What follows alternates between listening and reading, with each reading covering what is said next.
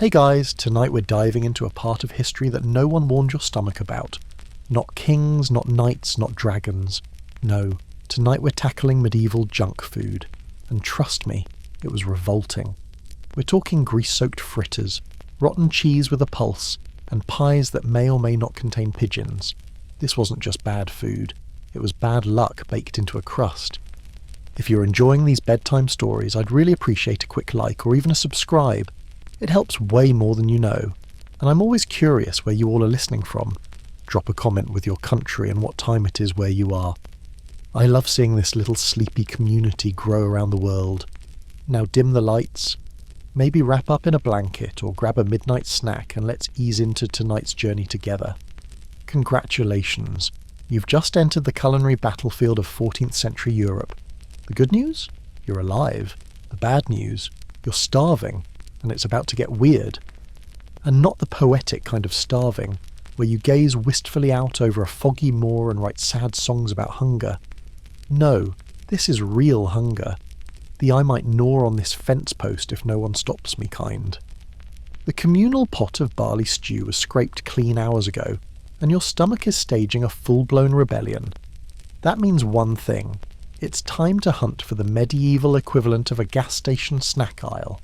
You trudge into the marketplace, or more accurately, a mud-soaked strip of chaos where vendors scream, livestock screams louder, and the air smells like sweat, damp wool, and something that probably died last week. The first thing that catches your eye is a pie. A medieval coffin, they call it. Not because it's lethal, though that's debatable, but because it's sealed tight like a tomb. The crust is a thick, rock-hard flour shell meant more for containment than consumption. Inside, minced meat, of some kind. Possibly pig, possibly pigeon, possibly... Nope, don't think about it too hard. You take a bite. The crust could break your molars, the filling has the vague taste of regret, and the whole thing is lukewarm, but it's edible. Mostly. Maybe. Still chewing, you wander toward the fried food stall. Oh yes, fried food existed, and not in a good way. You spot fritters, dough balls fried in animal fat, stuffed with whatever was on hand. Apples, spoiled cheese, maybe a bit of onion, probably a beetle. Crunchy outside, suspiciously gooey inside, and the grease stains your fingers like medieval ink. You wipe your hands on your tunic, again, and get in line behind a nobleman's hound sniffing a barrel of pickled turnips. Yes, pickled. But not the nice deli pickles you might know.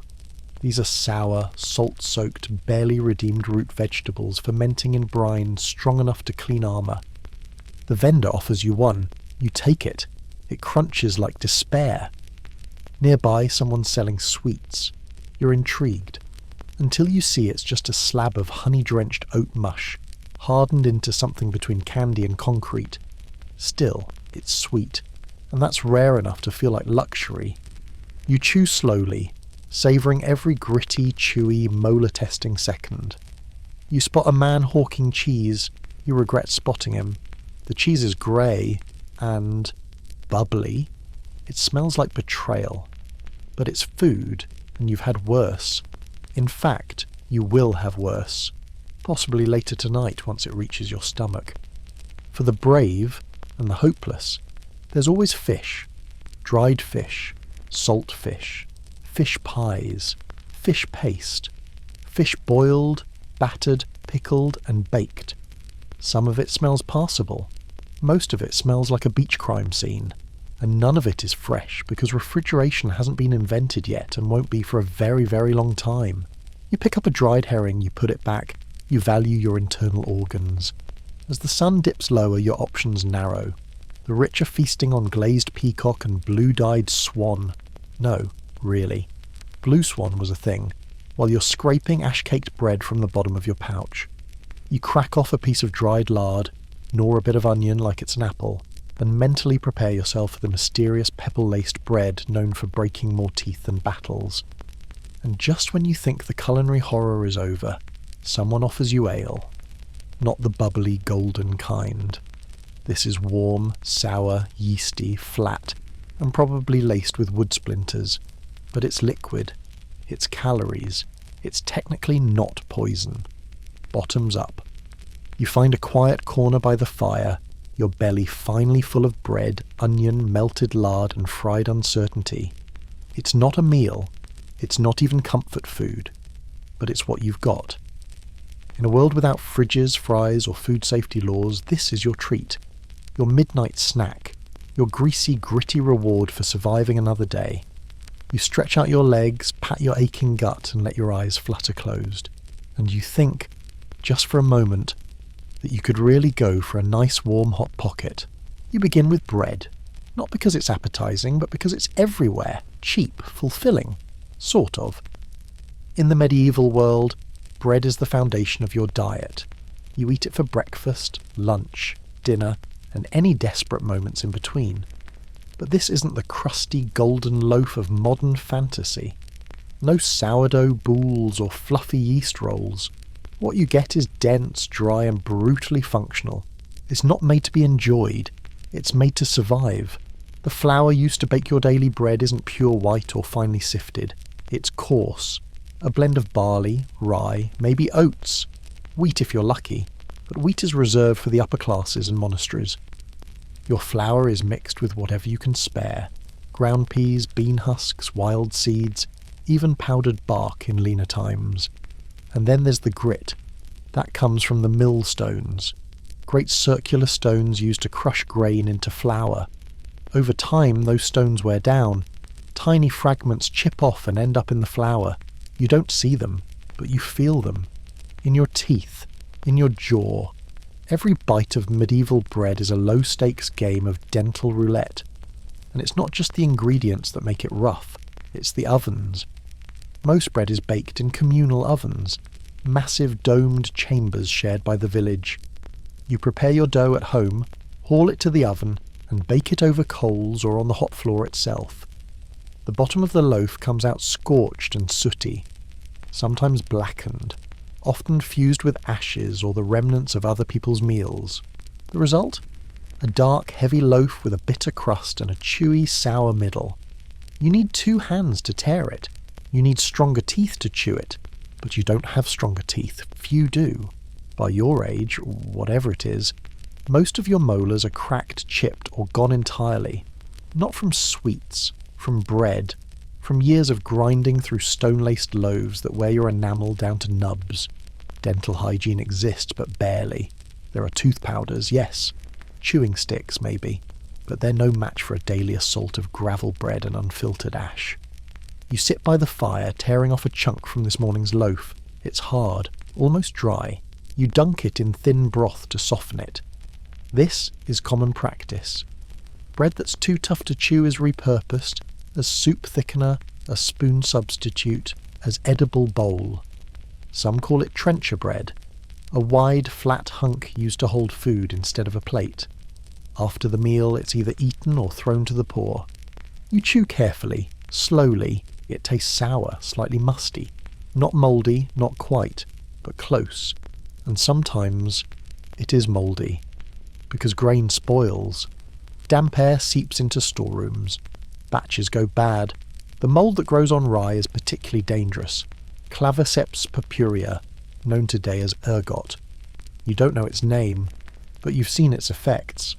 People eat tainted bread and begin to twitch, to tremble, to convulse. They hallucinate. They bleed. Their fingers blacken and fall off. Some call it saint, Anthony's fire. Others call it possession. Either way, the culprit is invisible, and no one connects it to the thing they eat every day. You know better. You've seen too much. Bread should be simple, a comfort, but in the medieval world it's a burden you carry with your teeth. It's gritty, grim, and sometimes laced with disease. You eat it anyway, because what else is there? Sometimes the local baker will try to stretch a poor harvest by adding things that aren't even food. Chalk dust, clay, ground straw.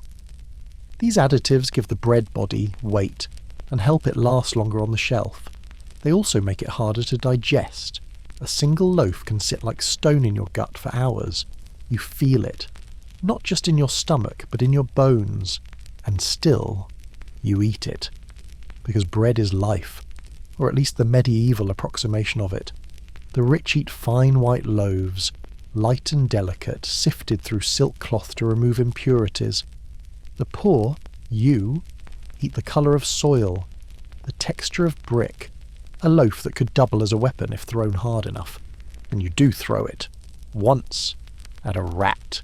You don't hit the rat, but the sound of the bread striking the wall is louder than you'd like. You take another bite. Carefully, because this is your meal. There's no jam, no butter, no oil, just flour, water, salt if you're lucky, and whatever else you had to throw in to stretch the mix. It's not delicious. It's not even filling. But it's there. And sometimes, when you're lucky, there's cheese to go with it. Not fine cheese, not mild cheddar or creamy goat curd. This is cheese that's been sitting in a cloth in the cellar since last week, slowly fermenting into something questionable. Sometimes it has mould, sometimes it has movement. You won't know until you open it. That's your next meal, because after the bread, after the cracked molars and scorched crust, you need something soft, something with give. So you pack what's left of your loaf into a cloth, stand up slowly, and follow the smell, sharp, sour, unmistakable, drifting from the market stall at the edge of the square. It's cheese time. And in the medieval world, that means you're about to gamble your life on something that looks like it fought a goat and lost. You follow the smell before you even realise what you're doing. It's not a pleasant smell, not in any traditional sense. It's sharp, feral, like something trapped in a root cellar too long with a sack of onions and a grudge. But in the medieval world, that often means food. Cheese. You arrive at the market stall where a woman is unpacking cloth-wrapped rounds from a wicker basket. She doesn't flinch at the odour. In fact, she seems proud of it. Her hands are caked with dried curd. Her apron is a map of dairy disasters. She nods to you once, then sets down a wheel of something that appears alive. It jiggles, slightly. You step closer. Cheese, in your time, is not a uniform product. It is a volatile, chaotic thing. In monasteries, it's treated like art. In farmhouses, like a science experiment gone wrong. But no matter where you get it, the rules are simple. Eat it fast or prepare to negotiate with the bacteria. There are fresh cheeses, soft, white, tangy, meant to be eaten the same day they're made. You rarely get those. They spoil fast and cost more. What you usually see are the aged ones, hardened, cracked, sometimes fuzzy. They've been wrapped in muslin or leaves, stored in a cool room, which could mean hole in the wall, and left to ripen, or ferment, or rot. The distinction is philosophical. The vendor slices you a sliver. You take it hesitantly. The texture is firm but damp. The colour varies, off-white in the centre, speckled grey at the edges. There's a line of blue-green mould running through the top like a river of warning. You sniff it. It sniffs back. You bite. It is sour, earthy, complex, but not in the way wine is complex, more like a bog, a peat bog, with an aftertaste that suggests old socks and something vaguely metallic. You chew slowly. The cheese clings to your molars like guilt, and yet you keep eating. Because beneath the funk there's a depth of flavour, an intensity. This is food that has been through something. It's stronger than you, possibly smarter, and still it offers sustenance. You try a second piece. It's different, harder, drier, with a rind that flakes when you touch it. Crystals crunch beneath your teeth. That's not salt. That's aging, a sign the cheese has sat somewhere cool and dark for months, maybe longer. Some medieval cheeses are intentionally left to mould, not because people like the taste, but because the mould preserved them. Other times, the mould was uninvited. But in a world without refrigeration, you couldn't afford to be picky. There's always the risk of maggots. Fly eggs hatch in the crevices of cheese wheels left out too long. Some people scrape them off, others don't. You tell yourself this cheese looks clean. You pretend not to notice the soft wobble near the centre. And then there are the additives. Herbs, spices, ashes, beer, sometimes even blood. These were used to flavour or preserve. You once tasted a wheel soaked in ale and wrapped in nettle leaves. It stung, literally. Another time, a cheese rubbed with garlic turned out to be more garlic than cheese. It's a gamble every time, but you eat it. Because in the medieval world, protein is precious, and cheese offers it in a concentrated, portable form. Unlike meat, it doesn't need a fire. Unlike bread, it doesn't shatter your jaw. It's soft, rich, sometimes nourishing, sometimes not. You sit on a barrel, letting the cheese settle in your stomach beside the ash bread and regret. Around you, the market bustles. Hooves clatter, traders yell, someone knocks over a cart of turnips.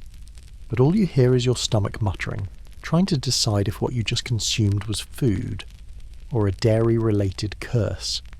And that's when the heat starts. Not fever heat, just warmth, rising through your chest, blooming in your cheeks. A bit of sweat prickles your brow. You shift. Something shifts back. Because sometimes the bacteria wins. Your gut is now hosting a feast of its own. The cheese is working through you, not quietly, not respectfully, with enthusiasm. Your intestines gurgle like a distant storm. You stand up quickly, too quickly. You lean against the stall. The vendor eyes you knowingly. You don't ask for help. There's no point. What you need is time, and maybe distance from witnesses. You walk quickly toward the edge of the market, behind a fence, behind a hedge, somewhere discreet. Your stomach is writing its own tale now, and it's using exclamation points. You survive the ordeal, mostly. You emerge pale and shaky, lips pressed into a line. A nearby rooster stares at you with judgment. You ignore it. You wipe your hands on your tunic. You breathe. And despite everything, despite the mould, the mystery, the microbial warfare, you feel something remarkable. You feel full, temporarily, but already the hunger is returning, because cheese doesn't last. Not in your stomach, not in your day. You need something else, something crisp, something fried, something that ideally doesn't move. And that's when you smell it, a whiff of hot oil, a crackle in the air, a sizzling promise. You follow the sound, the scent, around the corner, down a lane, and there it is. A pan, a fire, and something golden bubbling in grease. Fritters. Medieval fried food. Crispy. Questionable. Irresistible. You clutch your gut. You pray it's ready. You step forward. The smell draws you in like a trap. Hot. Greasy. Sharp with smoke and a whisper of onions. You turn the corner and there it is. A blackened iron pan resting above a heap of smouldering coals, bubbling with something thick and golden. Fried food. In the medieval world, this is rare. Not because frying doesn't exist, it absolutely does, but because it's expensive. Oil is precious. Animal fat is not always easy to spare. Firewood even less so. But when all the elements align, oil, heat, dough, hunger, something magical happens. A fritter is born. You step closer. The vendor is a woman with arms like tree limbs and an apron so saturated with grease it could power a siege engine. She doesn't speak. She simply gestures to the pan, where lumps of dough sizzle, hiss, and occasionally burst like blisters. Some are round, others misshapen. A few have things poking out. Herbs, bits of apple, one with what looks like a fishtail. You glance at your purse, a few coins, a small rock you thought looked nice. It'll do. She hands you a fritter with metal tongs. Not that they're metal, they're just two sticks nailed together. You take the fritter. It's heavy, hot enough to blister fingers. You blow on it. Steam rushes out of a crack along the side. Then you bite. And for a moment, the briefest, most fragile moment, the world fades. It's crunchy. The crust shatters beneath your teeth with a sharp, pleasing snap. The inside is doughy, warm, just undercooked enough to stick to your molars.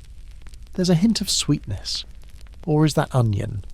It's hard to tell, but it's hot, it's greasy, it's food, and it's perfect. For about 30 seconds. Then your stomach remembers who you are, where you are, and what you've just done.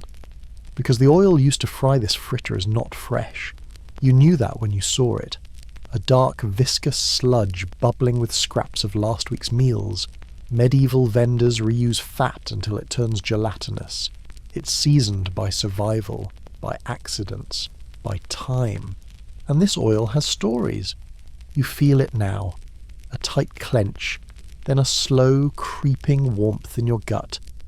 The kind that announces itself like a drummer at a funeral march. You shift, adjust, take another bite. It's still good, still crunchy. But now, you're sweating. The vendor offers you another. This one looks the same, but smells faintly like fish. You decline. She shrugs and tosses it back into the pan. You sit on a wooden crate nearby, chewing thoughtfully. Medieval frying is a crude affair. There are no thermometers, no timers. The pan sits directly over fire. No insulation, no control. Too hot, and the outside burns while the inside remains raw. Too cool, and the dough soaks up fat like a sponge. Most fritters hover somewhere in between. Charred edges, gooey centre, stomach roulette. You look around. Others eat their fritters with joy. Children lick their fingers. A man chews loudly, grease glistening on his beard. They have the look of people too hungry to care, or too used to regret to avoid it. You take another bite. The dough fights back, thick now, chewy, cold in the middle. Something crunchy surprises you. Is it apple skin? A shard of bone? You don't want to know, but you keep chewing and swallowing. Because this is what food is here. Fast, hot, dangerous, a rare indulgence in a world built on gruel and grit. Fritters appear in medieval cookbooks. Fruiteurs, some call them. Recipes exist for sweet ones, made with flour, egg, fruit and honey, and savoury ones with herbs or minced meat. But you don't have a cookbook. You have a vendor with a vat and whatever scraps you found this morning. You lean forward and cough. The oil has coated your throat. You can feel it clinging like sap. Your lips shine, your hands glisten.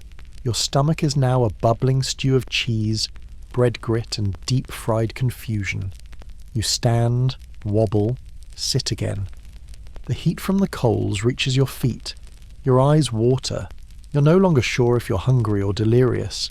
And then, just when you think your stomach might stage a coup, something miraculous happens. Silence. Stillness. The storm passes. Your gut simmers but does not revolt. You've survived. You look down at the empty cloth where your fritter once lay. A dark ring of grease has formed. You fold it up and tuck it into your pouch, unsure why. Maybe as a reminder, maybe as a warning.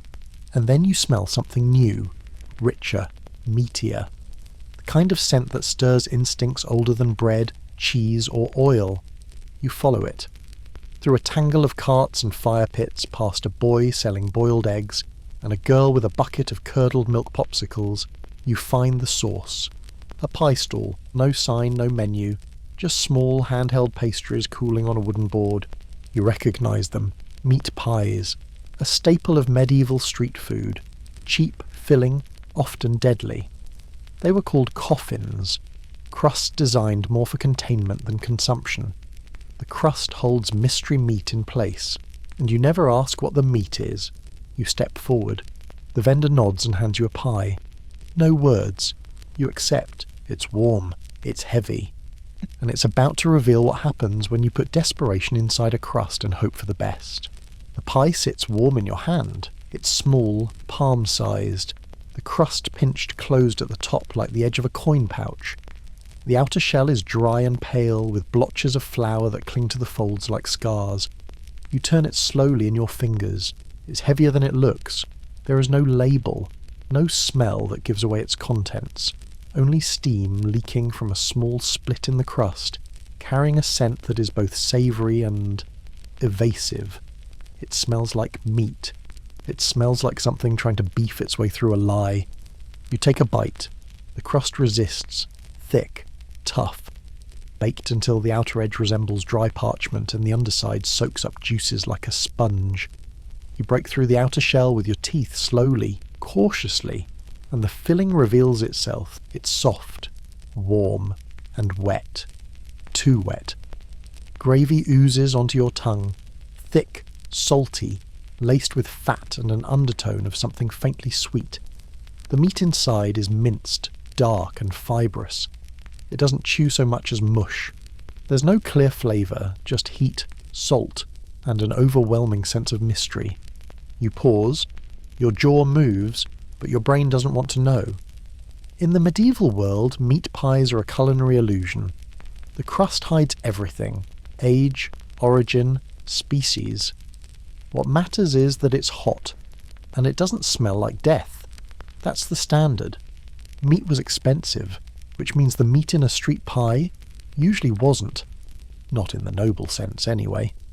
These pies were often filled with organ meat: offal, scraps, sinew, marrow, anything too tough or too odd-shaped for roasting. If you were lucky, maybe lamb's heart. If you weren't, well, pigeon was common, rats less so, but not unheard of, and no one asked too many questions about the flavour of a pie that cost less than a carrot. You take another bite. There's something chewy, something gristly. It might be cartilage, or it might be a beak. You can't tell. The crust helps you forget. Soaked in juices, it's more tolerable than most bread. The inner edges are soft. The bottom is soggy. The top dry and flaking. The whole thing is collapsing slowly as you eat it. You chew, swallow, wipe your lips with the back of your hand. The vendor watches, not with interest, with the practiced gaze of someone who knows exactly how the story ends. He's seen this face before. Curiosity, confusion, acceptance, and finally, that faint glint of concern behind the eyes. You nod politely and step away. Medieval pies weren't just food, they were packaging. Before parchment or wax paper, before tin foil or take-out bags, pies were the original fast food wrappers. The crust was sometimes eaten, sometimes not. In wealthier households it might be discarded or repurposed. But in your world, you eat it all. Waste is not an option. You sit down on a low wall, licking a smear of fat from your finger. There's a tingle in your gut, just a flicker. You watch the market shift around you. Chickens dart under carts. A blacksmith dumps ash into the street. A child sells skewers of something that looks like roasted frog. You take a deep breath. The pie sits heavy in your stomach. It's not nausea. Not yet, just a presence. You consider what might have been in it. Pigeon was a favourite. Small, gamey, plentiful. A staple protein in cities where space was limited and pigeons were suicidal. Rabbit too, when available. Sometimes eel. Occasionally pork if a farmer had slaughtered recently and needed to move product fast. But there were rumours. Stories of cats, dogs, horses long past their prime. Tales of pie makers in London caught using human flesh during famine years. You don't believe them, entirely. But you also don't eat near graveyards anymore. You finish the crust. It crumbles between your teeth like old parchment. And then you wait. 10 minutes, 15, still alive, still upright. A good sign. But then your stomach growls again. Loud, sudden, impatient. You press your hand to it. The cheese and fritter and pie are now arguing. Somewhere in your gut a battle is being waged with ladles and boiling grease. You stand, move, walk. Somewhere, anywhere, away from the pie cart and toward your next solution. You need something to settle this. Something neutral, plain, cooling. But this is medieval Europe. Neutral doesn't exist. You pass a stall selling pickled vegetables. Sour turnips, salted cabbage, onions stewing in vinegar. The smell alone makes your stomach flip. Not today. Another vendor offers boiled milk with herbs. You keep walking, but just ahead, near the edge of the square, you spot something else. A boy with sticky hands holds a long, thin stick. At the end of it, a shiny amber lump. He bites it. It cracks. His face lights up. You stop. Is that sugar? It's hard to believe. Sugar is a luxury. Imported, rare, expensive. But every now and then, on feast days or in wealthier towns, sugar is boiled into syrup and dripped into shapes, cooled into glassy orbs, sticks, spirals, medieval candy, pure chaotic joy. You approach slowly. The vendor has a pot, a fire, and what looks like hard candy cooling on parchment. Syrup reduced until golden, poured and hardened, then dusted with flour to keep it from sticking. Some have crushed nuts, others are just pure sugar. You stare. Your teeth protest, your stomach whimpers. But your curiosity leans in. Your stomach is uneasy. Not quite rebellion, not quite peace. More like a tense diplomatic summit between cheese, mystery meat, and the memory of fried batter. And now, sugar. You dare to dream. You approach the stall cautiously. The vendor doesn't speak. He's busy turning a stick in a pot of bubbling syrup, the air around him sweet and sharp with the tang of burnt sugar. Behind him, wooden boards display small globs of hardened candy, shiny, golden and slightly cloudy, like fossilized tree sap or edible gemstones. They don't look dangerous, which, in your experience, is exactly how the most dangerous medieval foods behave. Still, your stomach whispers for something simple, something sweet, something that doesn't try to escape when you chew it. You reach for one of the candy sticks. It cracks when you bite it. Not like bread crust crack, more like glass. Thin, brittle, surprising. The sugar melts across your tongue, syrupy and warm, and for the first time all day, you taste joy. Just sugar. Pure sugar. No mould, no fat, no mystery. Just heat and sweetness, frozen into a stick. You keep licking the edges, letting it dissolve like a secret, and you think to yourself, finally, something safe. Spoiler, it's not. In the medieval world, sugar is a luxury. Imported from the Arab world through the Mediterranean trade routes, it comes in hard cones known as sugar loaves. These are expensive, exotic. Exotic enough that in 1319 the King of England allocated only 2 pounds of sugar for a royal banquet, and nobles swooned over it like it was treasure. You don't have a noble budget. You're chewing boiled molasses drizzled over a twig. Vendors stretch sugar with honey, vinegar, tree sap, and occasionally things that really shouldn't be in food, like lead. Yes, really. Medieval alchemists used it to make coloured glazes. Sweet and toxic were not mutually exclusive categories. But you don't know that. You're too busy enjoying this miracle on a stick. The most common medieval sweeteners weren't sugar at all. They were honey, grape must, or dried fruit. Honey was the gold standard. It was antiseptic, it kept forever, and it came with the added bonus of occasional bee parts. Medieval cooks boiled it into syrups, mixed it into pottage, baked it into oatcakes, or just slathered it on whatever unfortunate peasant snack was trying to pass for dessert. You remember one such cake, oats and lard mashed together and left by the fire to harden. It tasted like wet brick sweetened with disappointment. This ? This is better. Barely. You finish the candy stick and lick the syrup from your fingers, and that's when your teeth start to ache. Because medieval dentistry is not what you'd call developed. There's no fluoride, no toothbrushes, no floss. Toothpaste consists of charcoal, crushed mint, or, and this is real, burnt rosemary mixed with salt and rabbit brains. You poke at your gums. They feel fine-ish.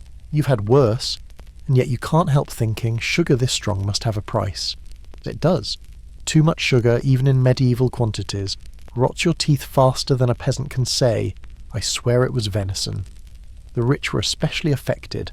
Nobles had access to sweetmeats, candied fruits, sugar-coated almonds, and all the dental misery that came with them. Archaeologists have dug up royal skulls with holes so large pigeons could sublet them. You, thankfully, are not rich, which means your diet is less sugar and more accidentally sour things. Still, your mind drifts back to a wedding feast you once attended. One of the wealthier merchants had paid for a marchpane, a cake of almond paste and sugar shaped into swans and castles, and an anatomically incorrect lion. The guests gasped. One man cried. Then the whole thing was devoured in minutes, and a full brawl broke out over the last sugared plum. No such grandeur here. You get sugar on a stick. maybe honey if you're lucky. Occasionally a sweet fritter dusted in powdered dried apple skin and called fruit, but you cherish it.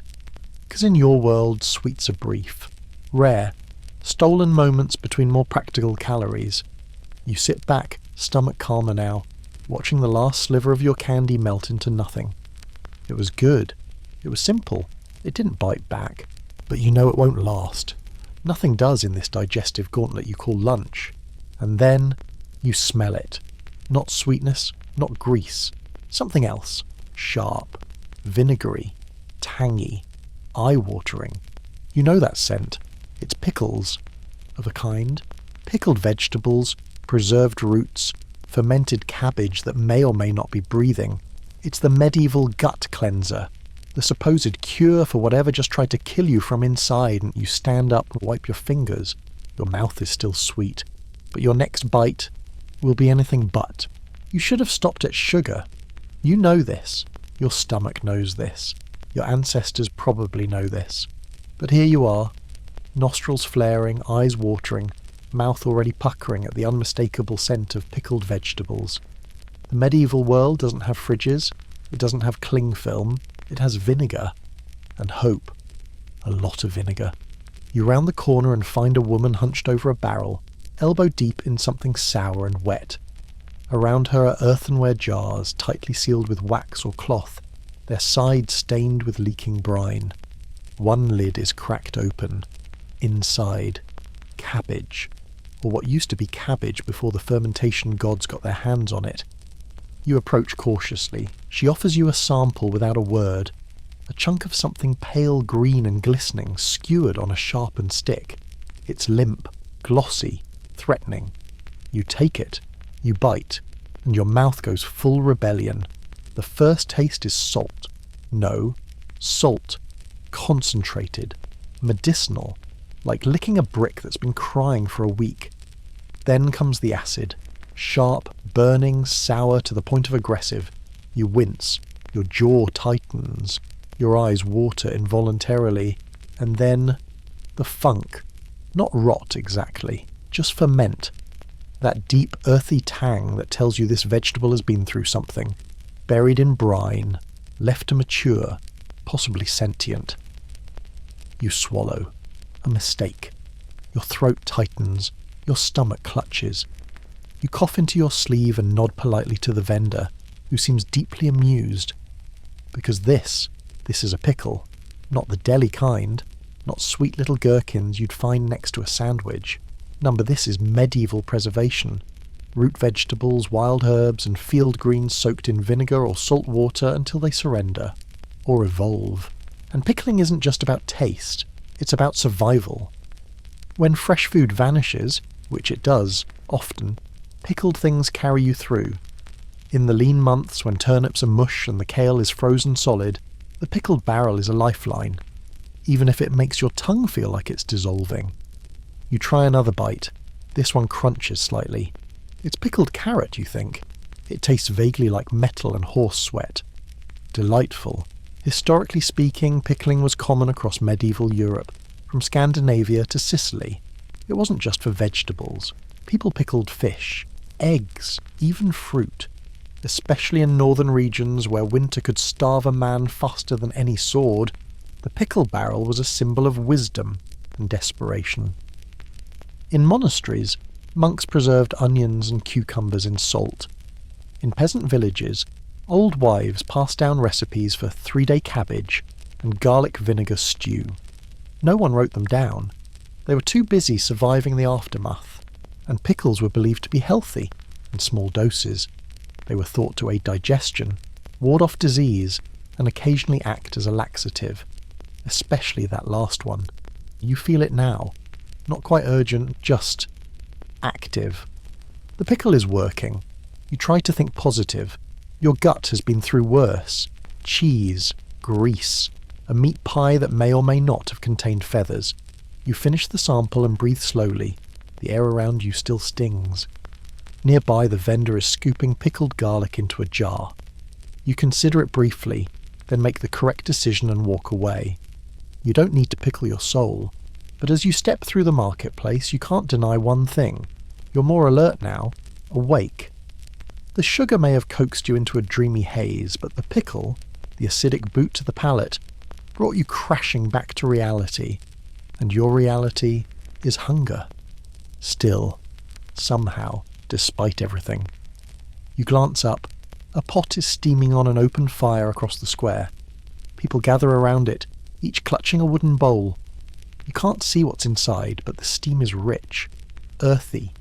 You hear the scrape of ladles, the clink of spoons, and your stomach makes a sound like a question mark. Soup. More accurately, medieval soup, also known as pottage. It's never the same twice. Sometimes delicious, sometimes cursed, but always hot. You make your way across the square, stepping lightly, the tang of vinegar still clinging to your tongue.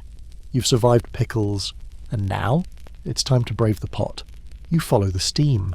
It billows up from the centre of the village square, thick, fragrant, slightly murky, like a fog bank with opinions. At the heart of it, an iron cauldron squats over a low fire, blackened with soot and history. Beneath it, embers. Above it, hope. This is pottage, the eternal medieval soup, the one meal that never ends, only evolves. You might call it stew, or gruel, or that bubbling thing. It doesn't matter. It is the beginning and the end of medieval street cuisine, and right now it smells edible. You step in line, bowl in hand, carved from wood, slightly warped, stained with everything you've ever eaten. The woman ladling out the servings doesn't ask questions. She just scoops. You step forward. She dunks the ladle, stirs the surface once, like she's trying to wake something, then drops a sloppy portion into your bowl. It splashes, it steams, it jiggles slightly. You take a breath and you eat. Pottage is not glamorous. It is not consistent. It is not safe. But it is everywhere. It's what happens when you boil whatever you have, for however long you can. It starts with water, maybe stock, then root vegetables, turnips, leeks, onions, garlic, whatever's still vaguely alive. If you're lucky, there's barley, or oats, or a handful of lentils, a scrap of meat, a bone, a chicken foot, an old boot. Okay, not the boot. Probably. You take your first bite, it's warm, thick, salty in places, bland in others. There's something chewy that might have once been a bean, or part of a pigeon, a leaf of something green and wilted, possibly cabbage, possibly not, but it's hot, and in a world full of cold, damp and disappointment, hot food is currency. You chew slowly. The flavours are complex. That's generous, more like confused. This pot has likely been cooking for days, or even weeks. Some pottage was left on the fire permanently, topped off daily with new scraps and water. Each meal layered over the last until the flavour resembled something between compost and soup. You keep chewing. There's a moment of salt, then garlic, then something sweet, possibly an old apple core that gave up. You find a bone fragment, you put it back. Still, it fills you, and that's the point. Pottage is not a flavour experience. It's a caloric blanket. A medieval hug made of starch, broth, and silent panic. Historically, pottage fed everyone. Peasants, monks, nobles. The difference was what went in. Rich households used beef stock, almonds, imported spices, and wine. Poor households used rainwater, wilted greens, and whatever survived the last market day without growing a tail. In monasteries, cooks tracked pottage recipes like sacred texts. Some included breadcrumbs, fish sauce, even dried fruit for sweetness. A few, disturbingly, used pig's blood, thickening the broth and horrifying anyone with a palate. You take another spoonful, it's comforting, in a medieval way, like being hugged by a blanket that smells vaguely like turnips. You chew, you swallow, you feel full. You also feel the slow, creeping churn of 1,000 ingredients arguing inside your torso. But you sit back and exhale, because for now you are warm, you're seated, and no one's charging you for salt. Around the fire, others slurp from their bowls, heads down, jaws moving, eyes glazed. A woman drops her spoon and just starts drinking directly. A child finds a small beetle in his bowl and shrugs. It's extra protein. You don't ask what's in yours. You don't want to know. You finish the bowl, wipe your chin, and stand. The pot continues bubbling. You leave it behind. But as you step away, you hear a whisper. Not literal, just the memory of a rumour passed between villagers. They're roasting something tonight. Your ears perk up. Roasting, not boiling, not pickling, not fermenting. Actual fire, actual meat. You follow the scent, smoke, fat, and flame. A man is turning a spit. There's grease in the air, there's crackle. You swallow, you're full of soup, but your stomach is a liar. Because the next medieval snack is on a stick and it's dripping. The scent of meat hits you like a confession. It's smoky, fatty, sharp with character. And in a world where most food has been pickled, boiled, or resurrected from mould, this smell is intoxicating. You follow it instinctively, past the pottage pot, beyond the vinegar stalls toward a corner of the square where the air glows with firelight and grease. You see him, the man by the spit. He's turning it with one hand rhythmically as beads of sweat drip down his face. His other hand holds a stick, not a small one, a proper sharpened branch on which sizzles something that was once definitely alive, possibly recently. And surrounding him, sticks, dozens, laid across racks, jabbed into logs, jammed into the ground and tilted toward the fire like medieval satellite dishes, each one bearing its own greasy mystery. You step closer, he nods, and without a word hands you a skewer. You don't ask what it is, you know better. The meat is dark, uneven, some chunks are round and muscle-like, others thin, stringy with curled black edges like burned parchment. Fat bubbles at the seams, drips into the fire, and flares upward with an angry hiss. It smells incredible. It looks questionable. You bite anyway. The outer layer is crisp, charred and smoky, flecked with ash. Inside, the meat is dense, chewy, salty, tough in places, tender in others, like it couldn't decide what kind of animal it wanted to be. You chew, and eventually swallow, and despite everything you've learned today, the clay bread, the demonic cheese, the mystery pie that blinked at you, you have to admit, this is good. Kind of. Roasted meat was a rare luxury for most medieval Europeans, especially for peasants like you. Firewood was precious. Meat was precious. Together. Practically sacred. When you did get roasted meat, it was often in the form of skewers. Easy to cook, easy to portion, and most importantly easy to disguise. Because the beauty of meat on a stick was its plausible deniability. No one asked what animal it came from. If it's pork, fantastic. Goat, fine. Bird, great.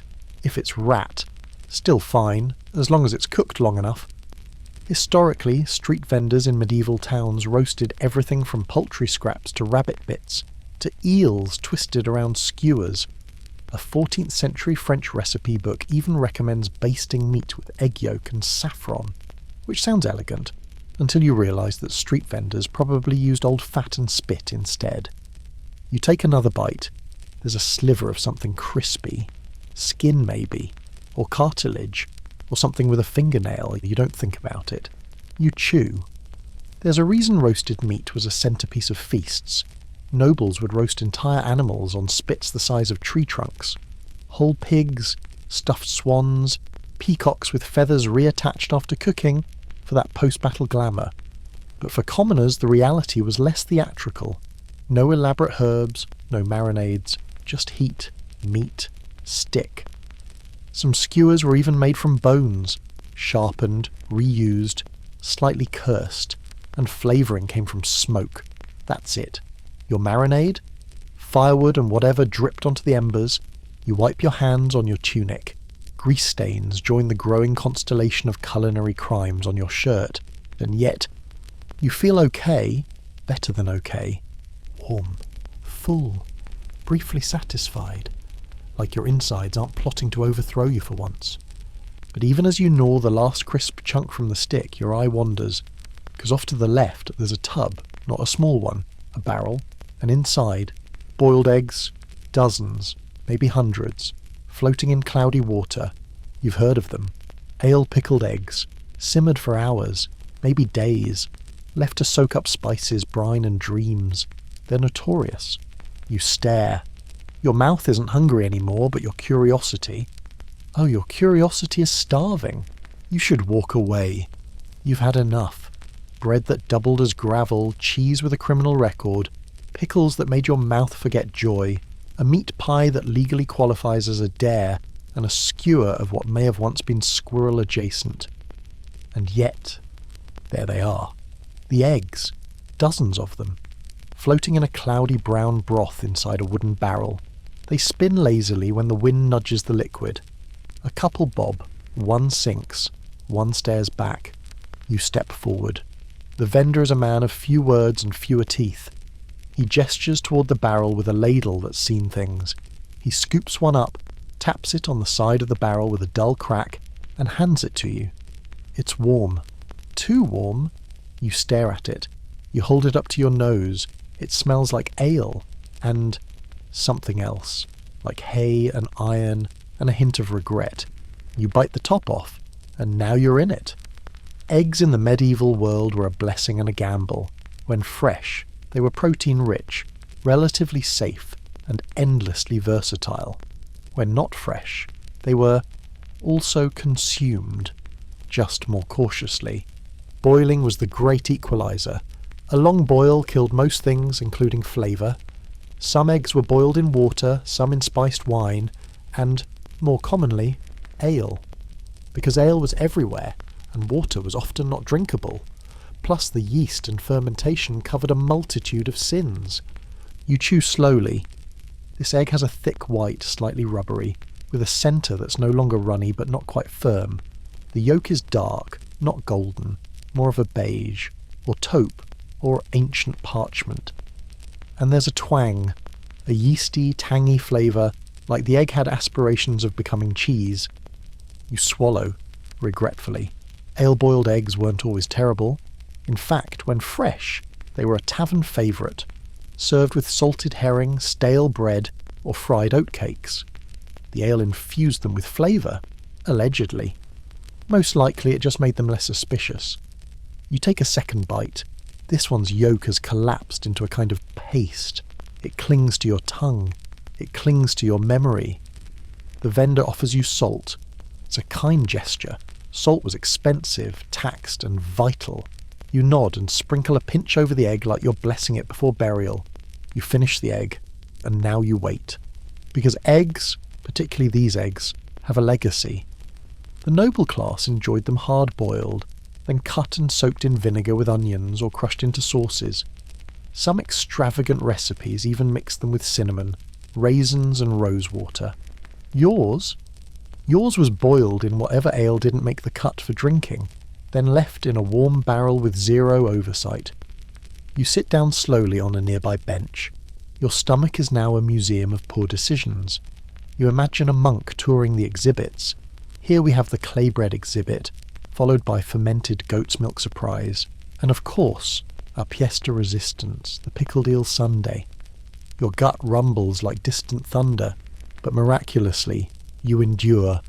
And as you sit, dazed but upright, the wind changes.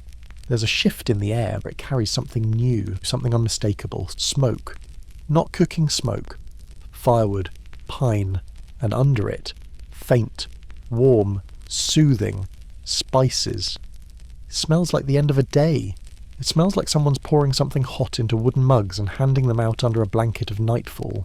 You follow it. You have to, because your meal might be over, but your drink is just beginning. You're still alive. Barely. You've survived clay bread, questionable cheese, fried batter soaked in ancestral oil, a meat pie that haunts your digestive system, a pickled thing that violated the concept of vegetables, and an egg that may have been legally embalmed. But now, finally, your journey changes. Because the sun is low, the firelight is steady, and somewhere nearby, mugs are clinking. You follow the sound like a pilgrim chasing salvation. At the far edge of the square, a man stands behind a large cauldron set over glowing coals. He ladles liquid into wooden mugs, handing them out to villagers who huddle close, cradling their drinks like newborns. You step forward, cupping your own hands against the evening chill. The smell is earthy, warm, spiced, a mix of herbs, boiled grain, a trace of smoke, and yes, undeniably, alcohol. Because in medieval Europe, water wasn't your first choice. It wasn't your second either. It was your last resort, a grim gamble that might end in hydration or dysentery. You accept the mug. It's warm to the touch. The surface is dark with flecks of grain swirling near the rim. You take a sip.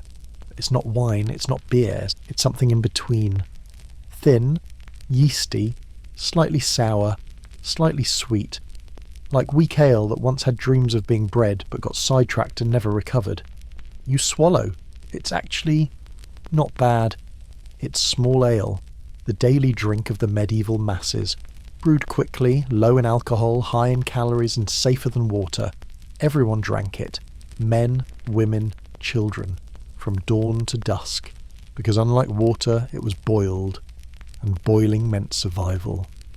You take another sip. There's a faint taste of roasted grain. A hint of herbs. Maybe even a dash of honey. If the brewer was feeling generous. Or trying to impress someone. Or trying to cover up the fact that the barrel fermented in a barn.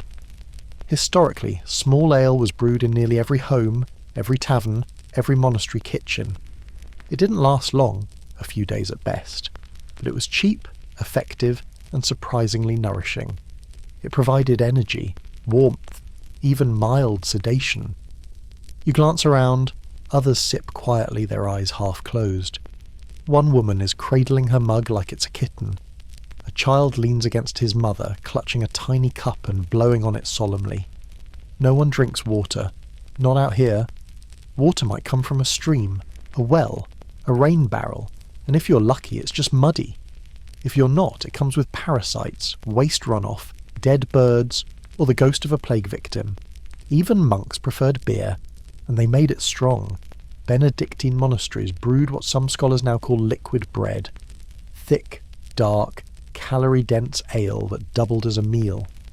During fasting days, when solid food was banned, monks would survive on their own beer and pretend they weren't cheating. You envy them.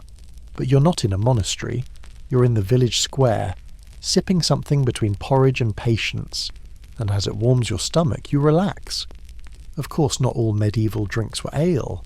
You could try wine, if you were rich. But even then it wasn't great. It was often sour, thin, and cut with water, herbs, or spices to make it bearable. Sometimes it was boiled with honey. Other times left to re-ferment into vinegar, then sold as medicine.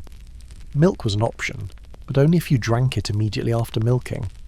Unpasteurized, warm, and likely to turn by midday, milk wasn't a drink so much as a sprint against time. Rich households turned it into cheese or custards. Poor ones ignored it altogether. There were also herbal infusions, hot water, boiled, thank the saints, poured over sage, mint, or thyme. These were believed to cure everything from stomach cramps to demonic possession. You've tried them. Once. The mint tasted like boiled socks and did absolutely nothing for your demonic situation. And then there's posset. You've seen it. Milk curdled with wine or ale, spiced with ginger or cinnamon, served thick and steaming like dessert in a bowl. Supposedly a comfort drink. You tried it once. It was like drinking regret with a hint of nutmeg. You take another sip of your ale. This one's gone lukewarm, but it's doing the trick. Your shoulders loosen, your thoughts slow. Your stomach has stopped threatening legal action. You close your eyes briefly. The air smells of ash and spice. Somewhere nearby, someone sings softly. An old tavern tune about goats and lost shoes, and a landlord with questionable morals. You think about the day, the bread, the cheese, the fried dough, the soup that changed shape while you ate it. And now this. Warm ale, steady fire, you've made it through the worst. But there's still more to come. Because just as you set your mug down, a boy races past carrying a tray. On it, skewers, not of meat, not even vegetables, but of sweets, brittle, sugar-coated, something. They shimmer in the firelight, and someone nearby whispers the words, "candied nuts." You sit up straighter. Your stomach groans, and your sweet tooth, which you were certain had died sometime during the vinegar incident, begins to stir. You catch a glimmer. It flickers in the firelight, a glistening tray of hard, shining lumps like gemstones rolled in syrup. A boy rushes past carrying it overhead, zigzagging through the crowd while yelling one word that turns heads faster than free stew. Sweets. You follow him, instinctively. Your stomach protests, softly, as if to say, "Really?" But your sweet tooth overrules it with the steady logic of sugar addiction. You've been through pickled roots and spoiled cheese. You've earned this. You reach the tray just as the boy sets it down on a splintered table beside a barrel of mead. What lies before you is medieval candy chaos. Piles of glossy nuts, seeds and fruits, all glazed, spiced or roasted beyond recognition. You reach for something golden. It crunches. Candied almonds, roasted in honey, rolled in coarse sugar crystals, then dusted with a trace of cinnamon. Not that you taste cinnamon exactly. It's faint, expensive, and mostly symbolic. But the warmth lingers. You chew slowly, savouring each grain. It's heavenly. And also slightly terrifying. See, in the medieval world, sugar was more than food. It was status.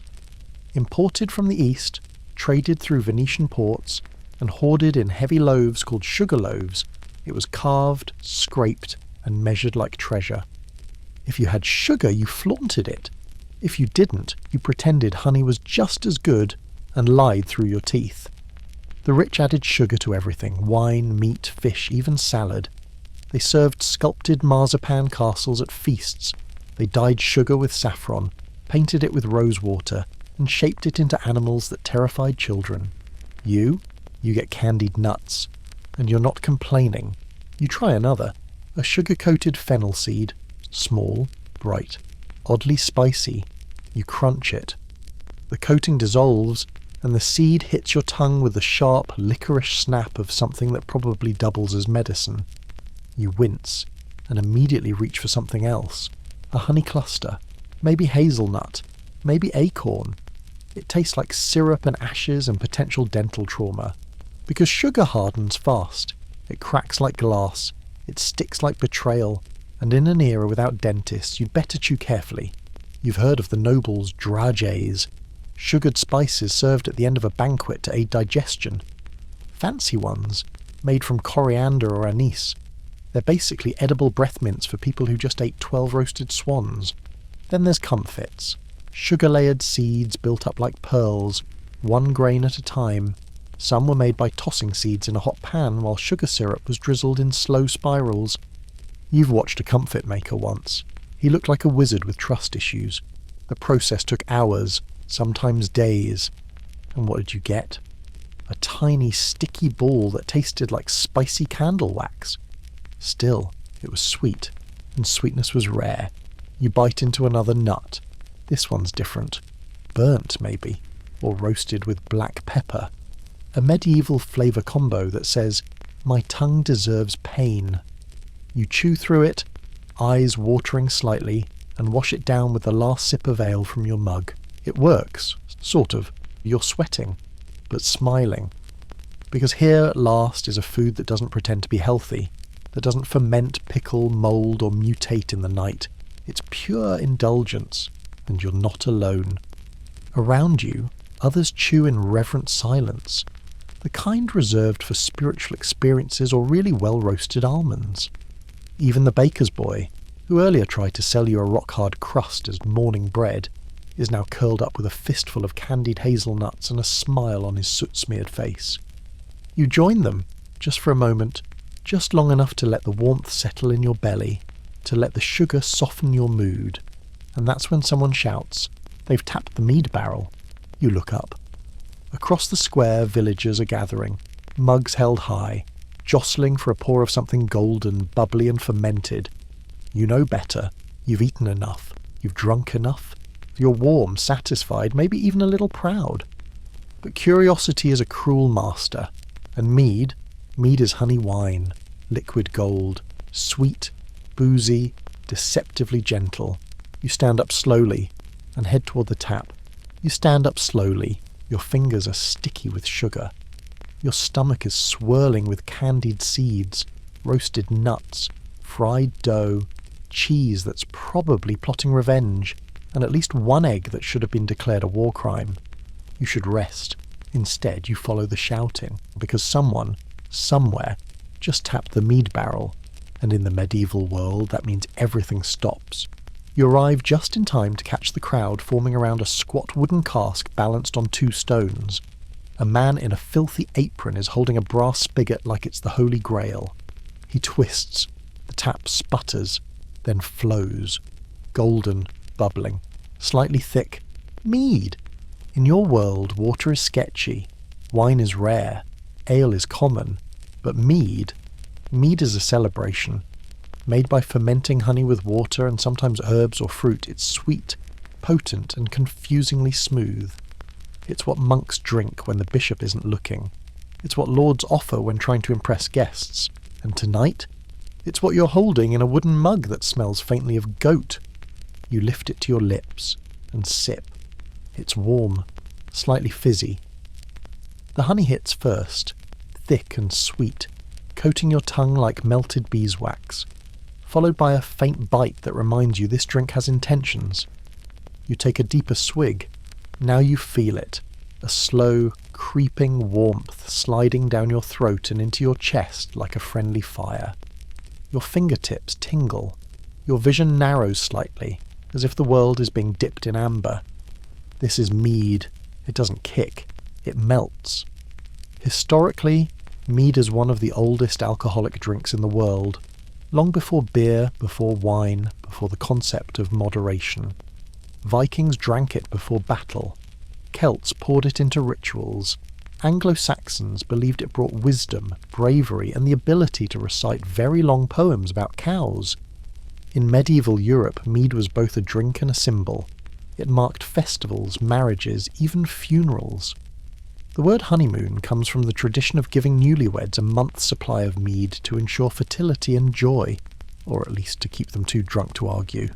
You take another sip. You understand? Tonight's mead is rustic, a village blend, probably brewed in someone's barn, filtered through cloth that once served as winter socks, and stored in a barrel next to the turnip bin. And it's incredible. You drink faster than you mean to. Around you, the square glows. Firelight dances. Laughter rises. Someone starts singing a tune about a sheep named Mildred who escaped her wedding and joined a monastery. You find yourself smiling. The warmth isn't just from the mead. It's from surviving another day. Of course, medieval alcohol isn't standardized. There's no ABV label, no safety warnings. One batch of mead might give you a pleasant buzz, another might knock you flat and make you forget your own name. Or worse, convince you to eat more of that pickled eel soup from last week. You've had that kind of mead before, but you spent 2 days in a haystack. With a goat. You don't talk about it. As the mug empties, you feel the world shift. Not drastically. Just enough to make the stars look friendlier. The smoke from the fires twists upward like it's dancing. Someone hands you a second mug. You don't remember asking. You take it anyway. This one tastes fruitier. Spiced, maybe, like cloves. Or someone dropped an apple in by accident and called it a recipe. You sip slower. You've earned this. Nearby, people are swaying. Not quite dancing, just gently arguing with gravity. An old man laughs too hard and falls over, cradling his mug like a newborn. No one minds. A woman with flowers in her hair begins humming. You hum too. You don't know the tune, but neither does she. Mead, you realise, is the medieval version of social media. Everyone suddenly feels clever, affectionate, and mildly invincible. You lean back on a barrel and let it soak in.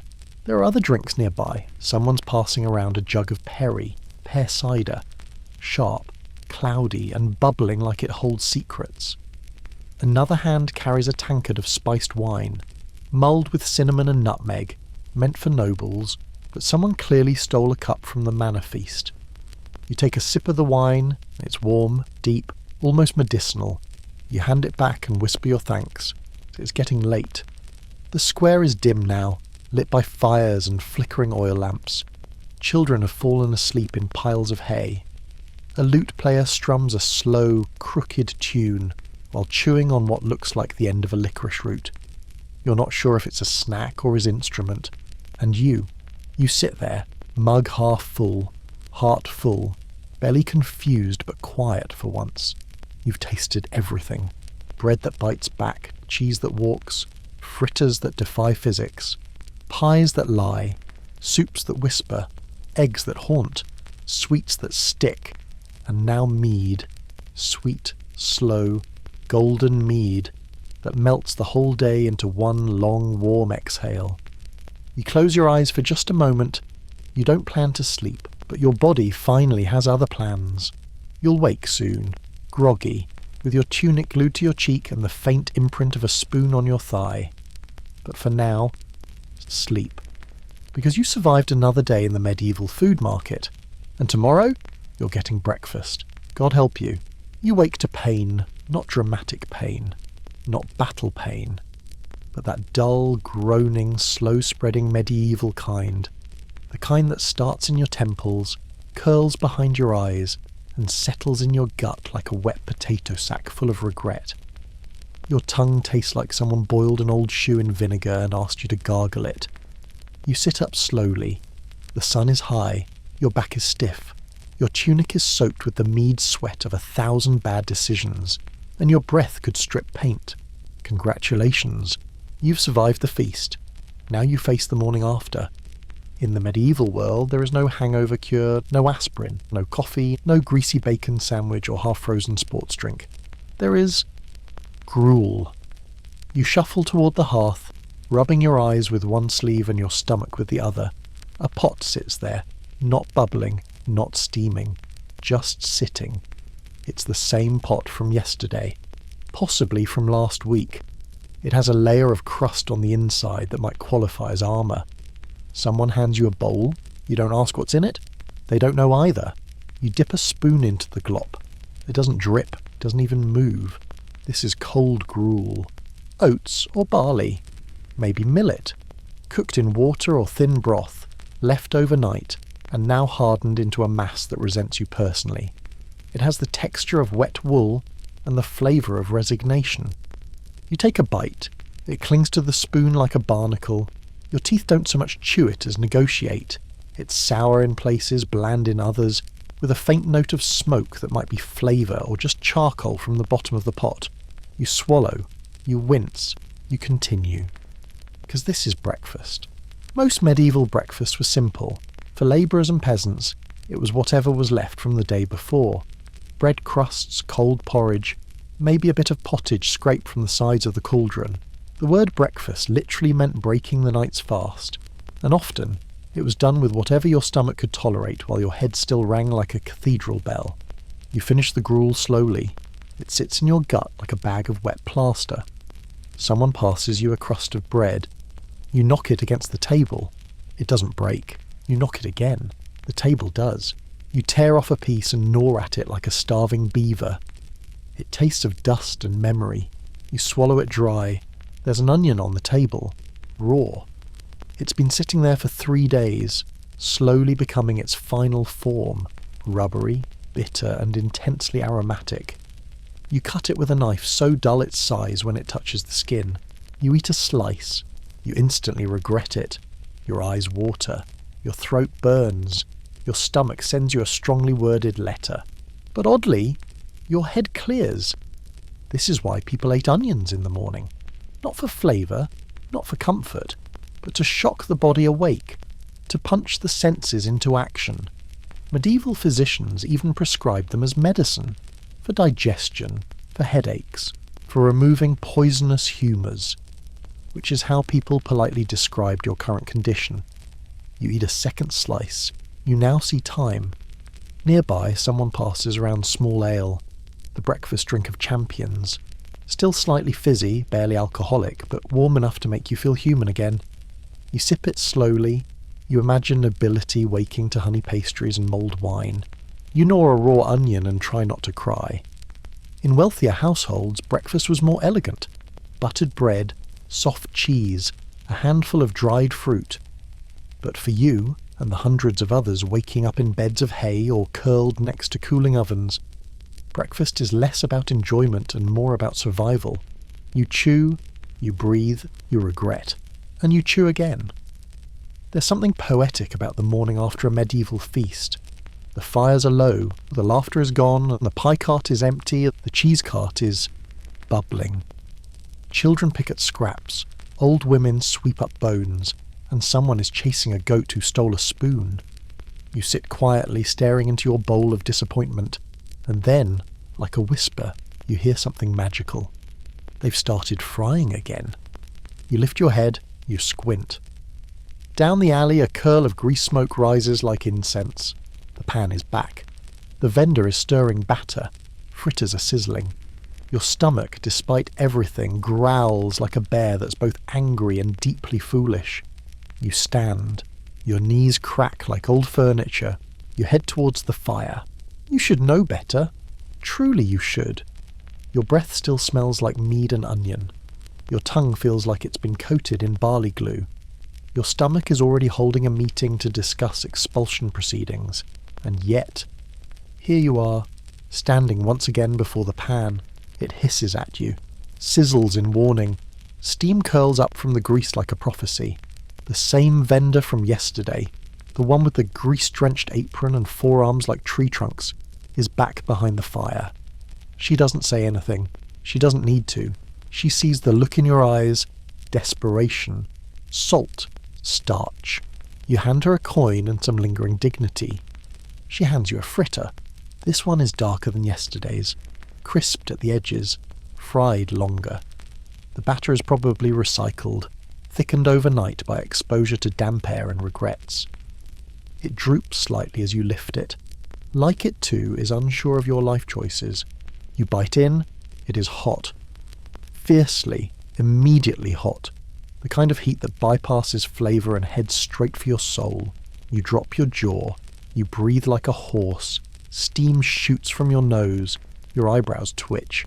You chew anyway. The outer layer is crackling and sharp. Inside, still doughy, still confused.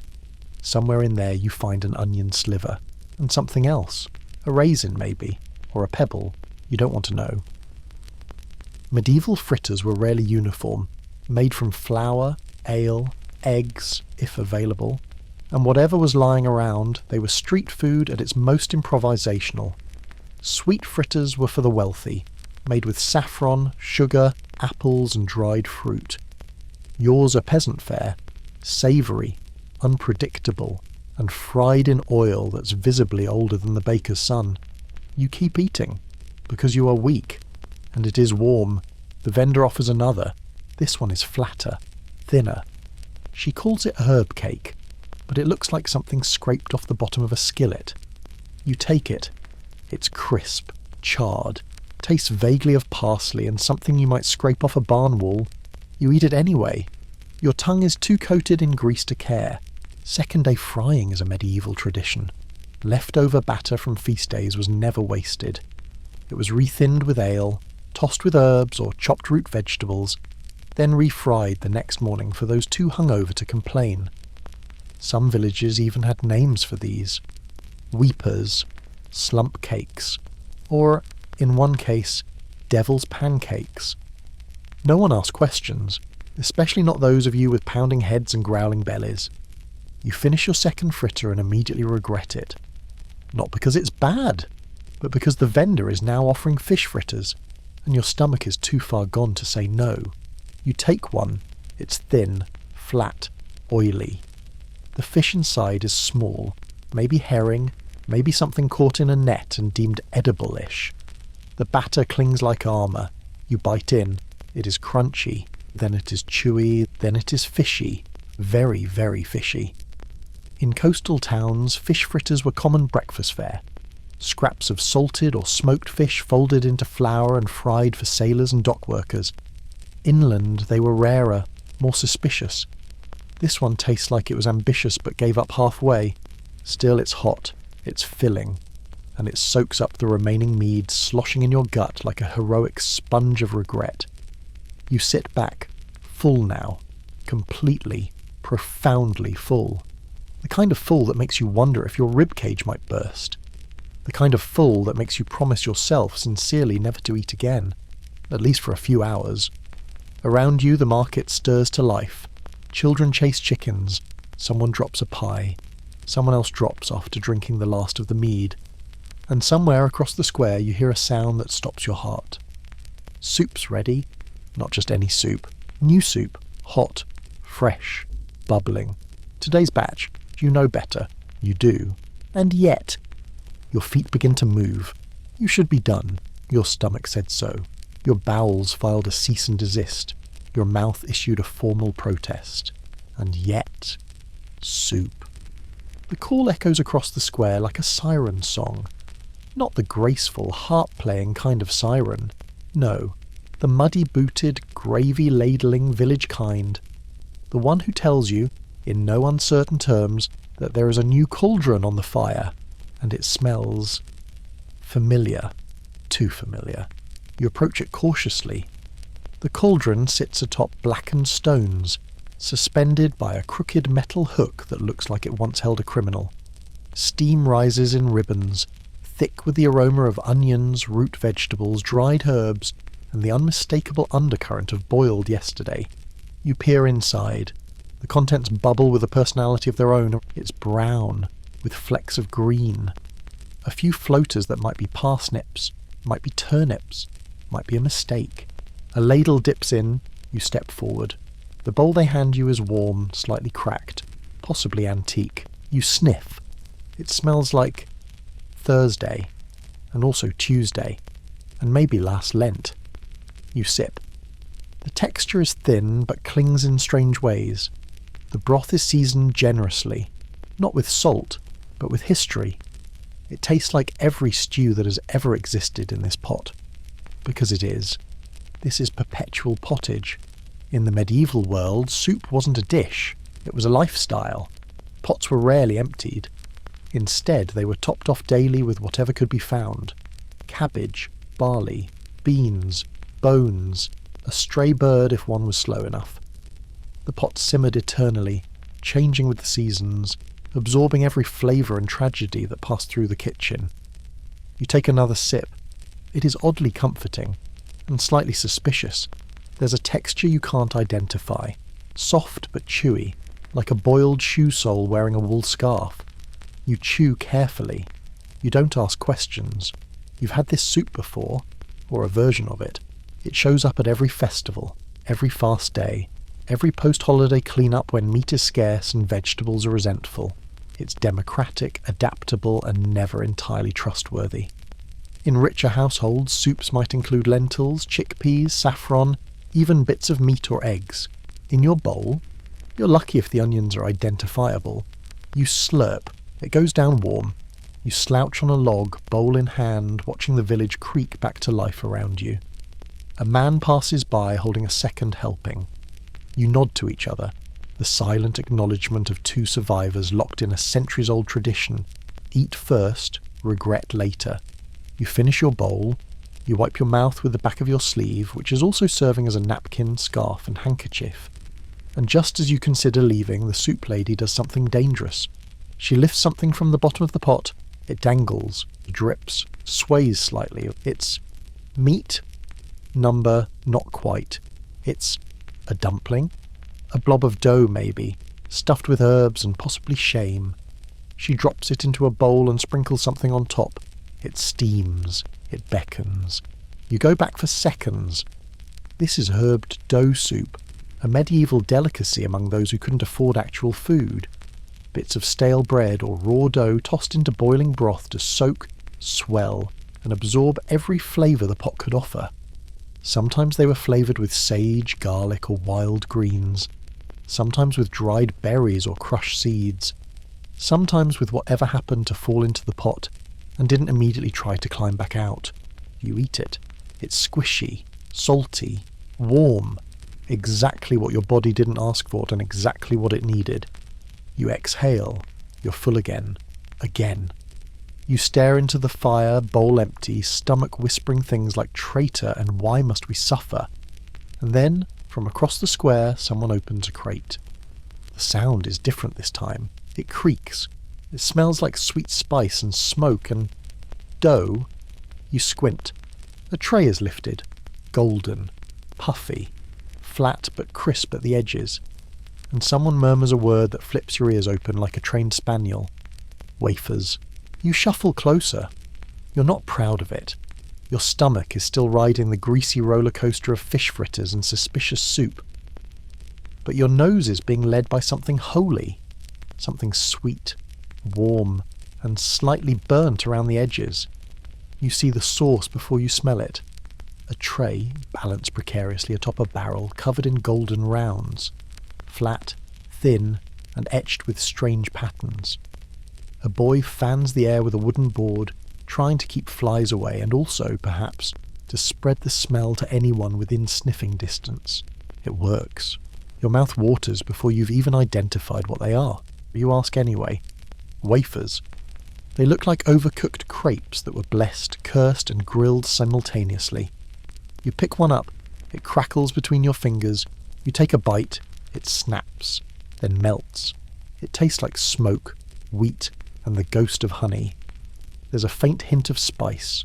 Clove, maybe. Or something someone once waved near a spice merchant. It's dry, it's crisp, it's perfect, and you want 12 more. Wafers were everywhere in medieval Europe. They were sweet, or savoury, or somewhere awkwardly in between.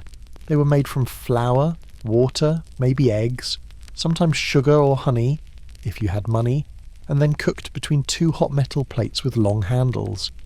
Think of it like the love child of a panini press and a branding iron.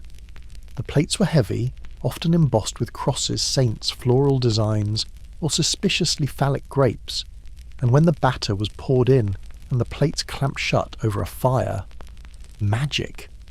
Out came a wafer, flat, patterned, and hot enough to sear your doubts. You take another. The texture is wildly inconsistent. Parts of it crunch like old parchment. Others dissolve like ashes. You're not complaining. This is the best thing you've eaten today that wasn't pretending to be soup.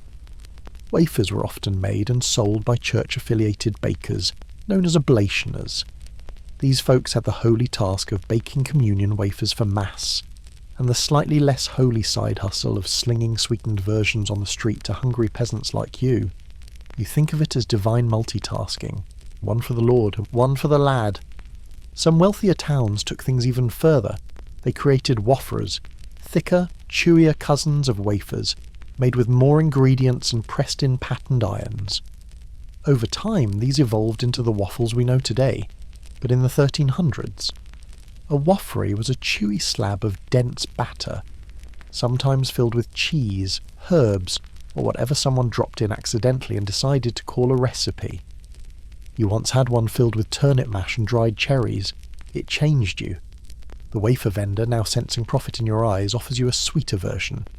This one's folded and dusted with what looks like powdered sugar, but is actually powdered deception. Dried honey scraped from the bottom of a storage jar and pulverized with a rock. It's glorious. It sticks to your teeth and glues your lips together like medieval glue. You chew with your jaw half locked. You taste wheat, ash, and ambition. You wipe your fingers on your tunic, which at this point is more food than fabric. You've had 2, maybe 3. Time loses meaning when your body's 40% wafer. You glance around, and then you see it. A man wheeling a cart, steam pouring out the top. He rings a bell and cries, "Stuffed pastries! Fresh from the bakehouse!" You blink. Pastries, stuffed, sweet, possibly illegal. You do not run, you glide. The cart rolls into view like a wooden miracle on wheels. Steam spills out of the gaps. The scent hits your face like a warm slap. A punch of baked dough, roasted meat, onions, garlic, herbs, and something sweet hiding underneath it all like a secret. Your legs carry you forward without permission. You've eaten, you've regretted eating, and still, here you are, following a smell like a man possessed. The cart opens. Trays inside. Dozens of small golden brown things lined up like soldiers, who've been fried, baked, and possibly blessed. Their crusts are crimped shut. None of them reveal their contents. You don't ask, you point, you pay, you bite. It is hot, fiercely hot. Your tongue burns immediately and your mouth fills with steam. You open your jaw like a wounded goat. The crust flakes across your shirt like confetti. And inside?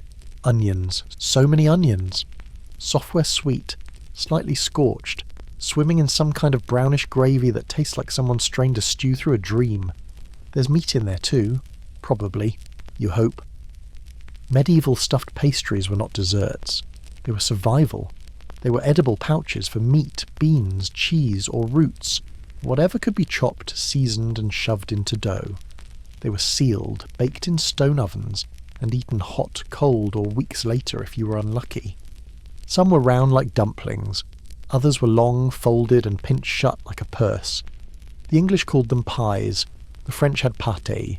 In Italy, they were pastelli. In all cases, the idea was the same. Take something questionable, wrap it in dough, bake, hope. Your first pie has gone too quickly. The crust was thin and oily, fried before baking maybe, or brushed with egg yolk if someone had chickens nearby. The filling was acceptable, savoury, honest. The vendor offers another. This one is heavier. You accept, you bite, you immediately regret it. Sweet. It's sweet. But also, meat? Yes, definitely meat. Boiled beef, maybe. Or mutton. But spiced, with cinnamon, and raisins, and ginger. You chew slowly. It's dessert and dinner and confusion all at once. Medieval cooks loved mixing sweet and savoury. A popular pie filling included minced beef or veal, sugar, currants, cloves, saffron, and hard-boiled eggs. It was considered refined, a culinary triumph, a gamble. You swallow it like a champion. It sticks to your throat like spiced regret. The third pie is smaller, more delicate, more suspicious. You bite. Your teeth crunch something hard. Not a bone. A seed? No. A nut? Almond? Maybe crushed, mixed with milk and egg. It's custardy. This is a nobleman's pie. Someone misdelivered it. You eat the whole thing before they notice. Stuffed pastries were common at feasts and festivals. In noble halls they came decorated, shaped like animals, flowers, or scenes from the hunt. Some were filled with birds, literal birds, entire larks or pigeons, plucked, seasoned, and baked whole into the crust. You once saw a pie filled with fish. The tail was sticking out the top. It wagged when the heat hit it. You haven't slept well since. Back at the cart, the vendor offers you a final item. A mystery pie, no label, just heat, aroma, and a lopsided grin. You accept, because you've made worse decisions. It's soft. You bite. The filling is dense, green, garlicky. You chew slowly. Herbs, lentils, cheese, maybe spinach, maybe nettles. You're not sure if it's savoury or punishment. Peasant pies were often vegetarian by necessity. Cheese, beans, onions, herbs, or turnips. Meat was rare, saved for feast days. You've eaten enough turnip this month to begin resenting their entire existence. You finish the pie. You feel full. Again. You feel warm. Again. You feel unstable. Again. You lean against a fence post and breathe through your nose until the nausea passes. Across the road, a boy lights a small fire under a pan. He sprinkles something inside, then the smell wafts over you. Sharp, sour, unmistakable. Vinegar, followed by mustard seed, followed by cabbage, and then the telltale fizz of something bubbling into something new. Pickles. You catch the scent first. Sharp, vinegary. It punches your sinuses open like a medieval nasal surgery. Then comes the sour, fermented cabbage, onions, turnips, mustard, garlic. All of it, at once. Like someone brewed a witch's potion using only vegetables and bad intentions. You gag slightly. You walk toward it anyway.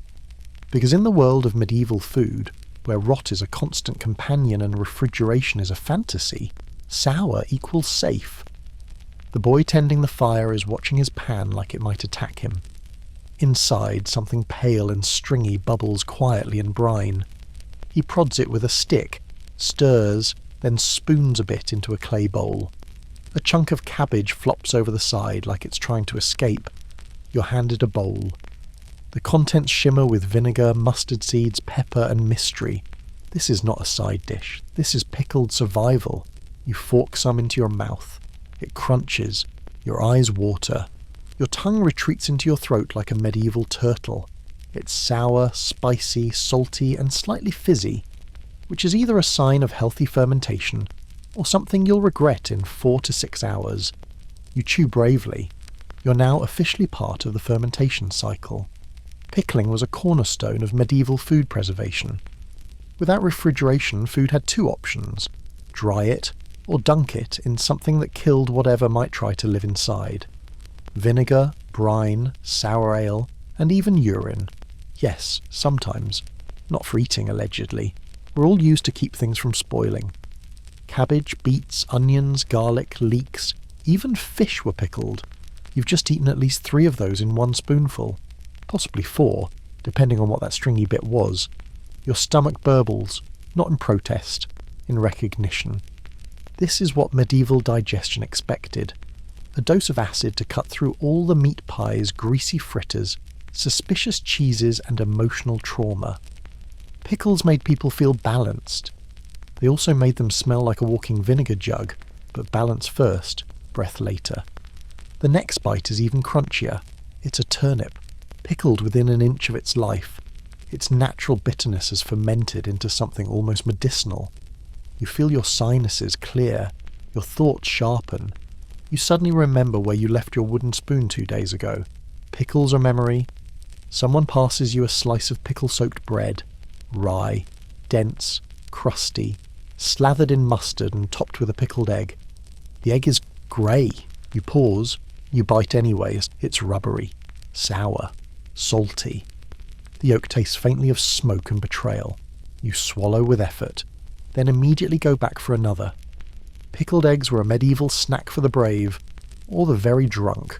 Hard-boiled, soaked in vinegar or brine with spices, and stored in barrels that no one dared clean too thoroughly. They were portable, cheap, and terrifying. You're now 2 eggs deep. Your stomach is filing a formal inquiry. You ignore it. Next comes pickled fish. Yes, fish. Small ones. Possibly anchovies. Possibly something no one ever named. They glisten in their jar like wet, salty secrets. You spear one on a splintered skewer and eat it in 1 bite. The salt hits first, then the sour, then the fish. It's a 3-act tragedy. You chew with your eyes closed. You finish it like a warrior. Fermented foods weren't just practical, they were medicinal. Monks recorded recipes for fermented garlic as remedies for stomach ailments. Sauerkraut was praised for its cleansing properties. Even mead was fermented with herbs like rosemary and thyme to restore the humours. You are now full of humours, all of them, possibly too many. You sit back, mouth buzzing, stomach swirling in acid and pride. You've eaten so much, too much, enough to haunt you, and yet somewhere in the distance you hear a new word. Cheesecakes. You bolt upright. Your knees crack. You run. You hear the word echo like a chant through the square. Cheesecake. It doesn't register at first. Your brain is pickled. Your stomach's been through 5 layers of pastry warfare, and your taste buds are blinking through fermented confusion. But the word is there. You blink, you rise, you follow. There's a line forming at the edge of the market. People shuffling forward slowly. They look tired, haggard, spiritually full, but none of them are leaving. They're waiting for dessert. At the front of the queue, a monk-like figure stands behind a wooden table. On the table, slabs, pies, bowls, and a single enormous wheel of something pale, firm, and slightly cracked on top. Steam curls around the edges. The smell is incredible. You step forward. You point. He slices a wedge. It jiggles. You take it. You eat. It's not cheesecake. Not your cheesecake. Not creamy. Not smooth. Not chilled. This is a medieval cheesecake. Crumbly, warm, eggy, and aggressively committed to being cheese. Cheesecake in the Middle Ages was made by mixing soft curds with eggs, sugar, if available, honey, more likely, and sometimes a bit of almond flour or rose water. The mixture was baked until set, like a custard wearing a cheese disguise. You chew. It's not sweet. Not really. More mildly suggestive of sweetness. The texture is grainy, the edges are rubbery. It tastes like someone once heard of dessert but got confused halfway through the recipe. And yet, it's not bad. You want more. The next slice has raisins in it, and a dusting of something you pray is cinnamon. You eat it anyway. Your stomach makes a noise like a cart hitting a pothole. Beside the cheesecake sits a pan of custard, golden, jiggling, topped with nutmeg. This is what you've been waiting for. You dip your spoon in. It's warm, it's sweet, it's silky, it tastes like victory. Custards in the Middle Ages were made from eggs, milk, honey, and whatever flavouring could be spared. Nutmeg, saffron, rose water. They were served at banquets, usually after too much meat, to soothe the stomach and the soul. You spoon up more, your eyes close, you may have found peace, until the next dish appears. A slab of something dense, dark, studded with beans. No, those are currants. Maybe. You take a bite. It's a pudding, a medieval attempt at cake. Dense, heavy, made from dried bread soaked in ale mixed with dried fruit and suet, then baked until solid. You chew, you keep chewing. It does not yield. Dessert in the medieval world was rare for peasants. Honey was expensive. Sugar was imported and sold by apothecaries. Most sweets were saved for feast days or noble tables, where they could afford to waste an entire chicken's worth of eggs in a single pie. And so, sweets were often savoury adjacent. Spiced with cinnamon, yes, but also pepper. Sweetened with honey, but filled with cheese. Served at the end of a meal, but occasionally featuring fish. You have eaten all of them. Your stomach no longer knows what to believe. You sit on a stone cradling your bowl of warm custard, watching the last flickers of the market's fires fade.